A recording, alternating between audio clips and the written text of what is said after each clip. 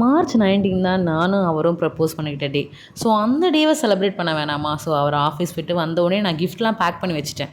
வந்தோடனே கிஃப்ட்டை சர்ப்ரைஸாக கொடுத்தேன். ரொம்பவே ஷாக் ஆகிட்டார்.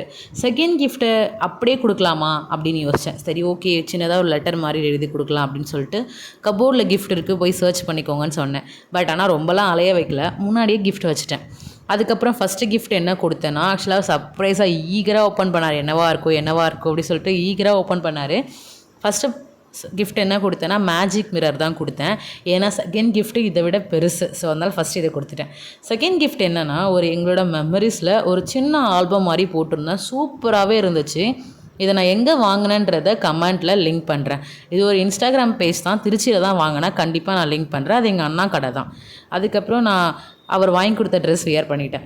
அவரோட ஃபஸ்ட்டு கிஃப்ட்டே ட்ரெஸ் தான், ஃப்ராக் தான். அதுக்கப்புறம் நானும் எங்கள் அப்பாவும் இருக்கிற மாதிரி ஒரு ஃபோட்டோ ஃப்ரேம் போட்டு கொடுத்தாரு. அதுக்கப்புறம் மினியேச்சர்ஸ்லாம் நானும் இவரும் அது.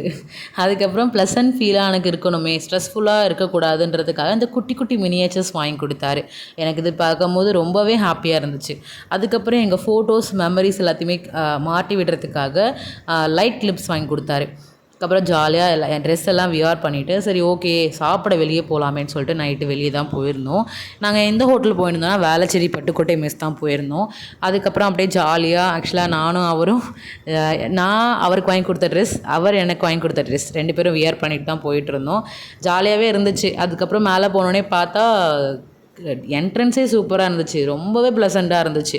அதுக்கப்புறம் நம்ம போனதே பிரியாணி சாப்பிட தான். ஃபஸ்ட்டு பிரியாணி ஆர்டர் பண்ணியாச்சு. பரோட்டா அவருக்கு வாங்கினாரு, நான் பிரியாணி சாப்பிட்டேன். 2 பேரும் அப்படியே மிங்கிள் பண்ணி சாப்பிட்டுக்கிட்டோம். அதுக்கப்புறம் திருப்பி வீட்டுக்கு வந்துட்டோம். இதோட எங்கள் லவர்ஸ் டே முடியலை. நாங்கள் எங்கே போனோன்றதை அடுத்த வீடியோவில் பார்க்கலாம்.